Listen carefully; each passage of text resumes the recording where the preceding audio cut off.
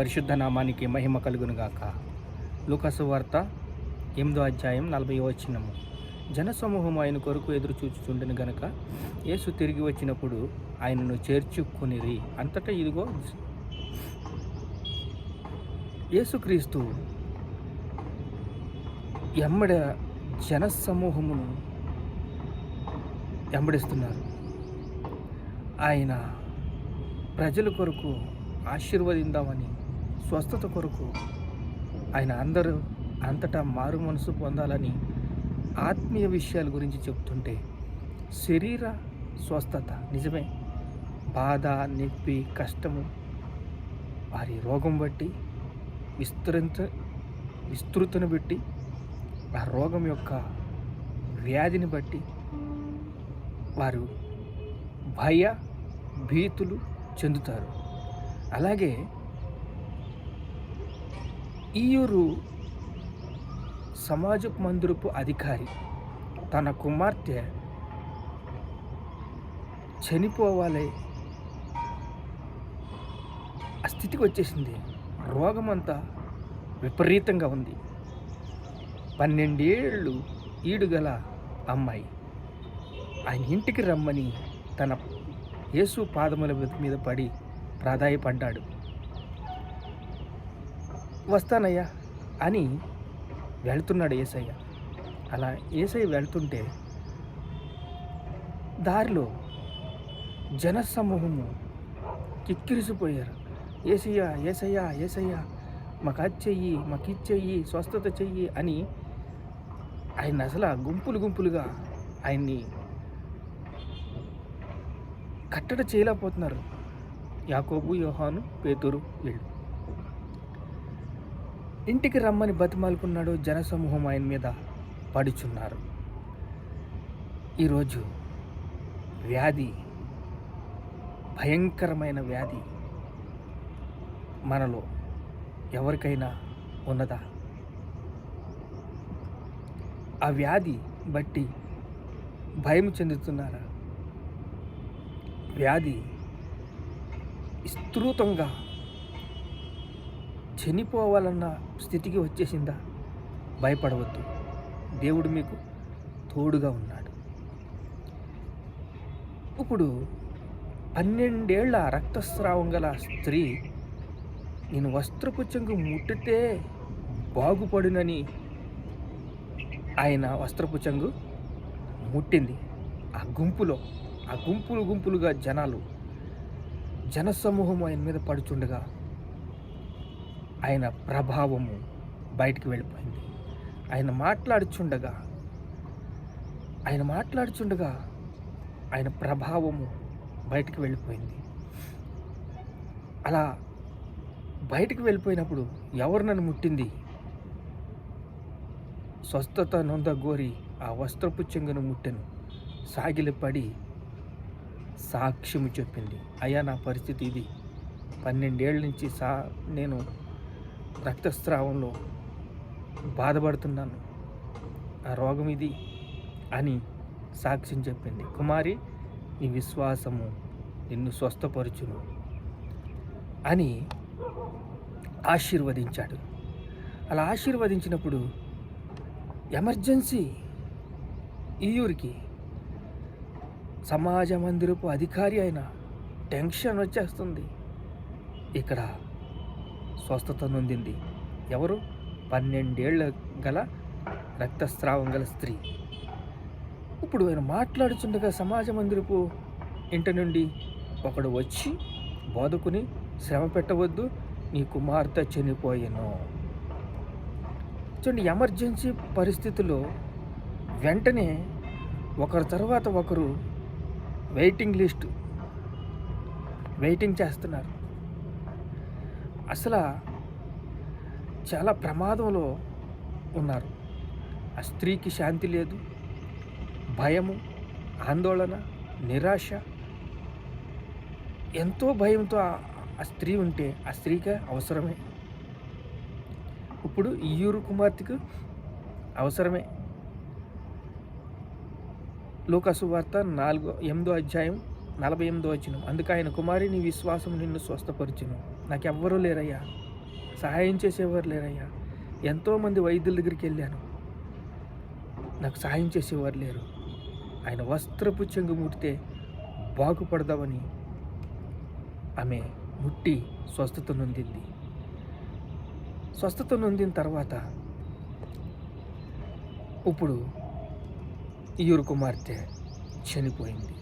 చూడండి పరిస్థితులు ఒకటి తర్వాత ఒకటి, ఒకటి తర్వాత ఒకటి. అందరూ తన సొంత పనులే చేసుకుంటున్నారు, కానీ దేవుని పని చేస్తలేదు. దేవుని పనికి ముందుకు రావట్లేదు. దేవుని పని చేయాలని ఆశ కలిగలేరు. సిలువను గురించిన వార్త నశించు వారికి వెర్రితనము, రక్షించబడుతున్న మనకు దేవుని శక్తి. ఇప్పుడు యేసయ్య ఏమంటున్నాడంటే, గుంపులు కింద మీద పడిపోతుంటే 12 ఏండ్ల రక్తస్రావం గల స్త్రీ స్వస్థత పడ్డది, నీ విశ్వాసం నిన్ను స్వస్థపరచబడినన్నారు. ఇప్పుడు సిలువను గురించిన వార్త నశించు వారికి వెర్రితనము, రక్షించబడుతున్న మనకు దేవుని శక్తి. ఆత్మీయంగా బలపడాలని దేవుడు కోరుకుంటున్నాడు. అంతరంగంలో బలపడాలని దేవుడు కోరుకుంటున్నాడు. ఆత్మీయంగా, మానసికంగా, శారీరకంగా ప్రతి ఒక్కరూ స్వస్థపడాలని యేసయ్య కోరిక. కానీ వీళ్ళు ఇక్కడ సమయం కూడా లేదు మాట్లాడడానికి, ఎవరిని తప్పుపట్టడానికి కూడా లేదు. అందరూ తన సొంత పనులే చేసుకుంటున్నారు. ఆత్మీయంగా బలపడాలని యేసయ్య నరకానికి వెళ్ళిపోతున్న ప్రజల కోసం శిష్యులకి చెప్దామని వారికి చెప్పే సమయం కూడా ఇస్తలేదు.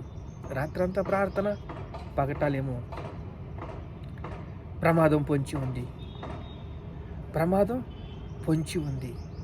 ఎందుకంటే నరకానికి అనేక మంది వెళ్ళిపోవడానికి సిద్ధంగా ఉన్నారు. ఎందుకంటే నేడే రక్షణ దినము, ఇదే అనుకూలమైన సమయము. నమ్మి బాప్తిసం పొందువాడు రక్షించబడును, నమ్మని వానికి శిక్ష విధించబడును. ఆత్మీయంగా మనం బాగుపడాలి, ఆత్మను సంపాదించాలి. ఇప్పుడు అక్కడ కుమార్తెను చావ సిద్ధమై ఉన్న ఇప్పుడు బయలుదేరాడు నడుచుకుంటా. జనసమూహం ఆయన వదలలేదు. ఇప్పుడు ఒకడు పరిగెట్టుకుంటూ వచ్చి చావ సిద్ధమైనది అని చెప్పిన మాట ఎలా మారింది? ఆ బోధకుని శ్రమ పెట్టవద్దు, చనిపోయింది. అప్పుడు వెంటనే యేసయ్య ఏమన్నాడంటే, నువ్వు ఆత్మలో ధైర్యం తెచ్చుకో, ఆత్మలో ధైర్యం తెచ్చుకో. ఎందుకంటే అందరూ ఏడుస్తున్నారు, రొమ్ము కొట్టుకుంటున్నారు, చిన్నదాని తల్లిదండ్రులు. ఏడవద్దు, యేసయ్య ఏమంటున్నాడు? ఏడవద్దు, ఆమె నిద్రించుచున్నది కానీ చనిపోలేదు. ఆమె దగ్గరికి వెళ్ళాడు, ఆమెని స్వస్థపరిచాడు, పైకి లేపాడు, భోజనం పెట్టమన్నాడు. ప్రతి మనిషి నరకం తథ్యం. ఆత్మీయ పరిపక్వత లేకపోతే, ఆత్మీయ దాహం లేకపోతే, నశించిపోతున్న ఆత్మలు రక్షించకపోతే నరకము తథ్యం. నమ్మి బాప్తిసం పొందువాడు రక్షించబడును, నమ్మని వానికి శిక్ష విధించబడును. అబ్రహాం కూడా ప్రార్థన చేశాడు లోతు గురించి. 40 మంది ఉంటే కాపాడతావా? 30 మంది ఉంటే కాపాడతావా? కనీసం 10 మంది ఉంటే కాపాడతావా? కాపాడాడు. అలాగే ప్రార్థన చేస్తే ఈరోజు నశించిపోతున్న ఆత్మలు రక్షించబడతారు.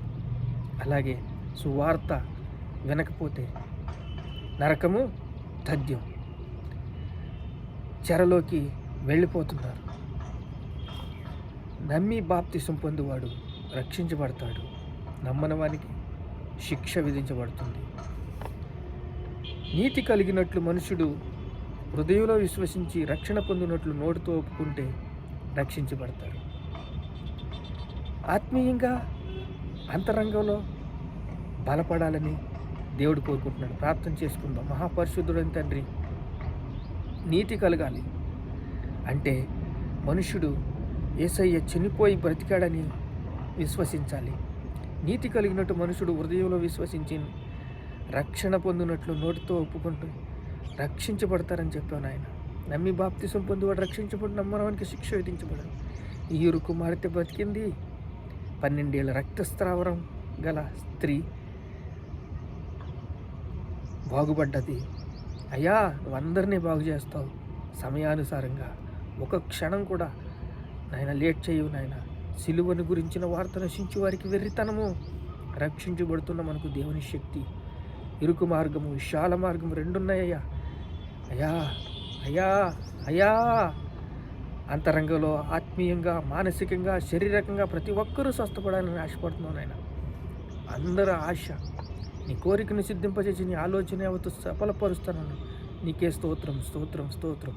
ఘనత, మహిమ, ప్రభావాలు మీకే చెల్లిస్తున్నాం తండ్రి. ఆమేన్.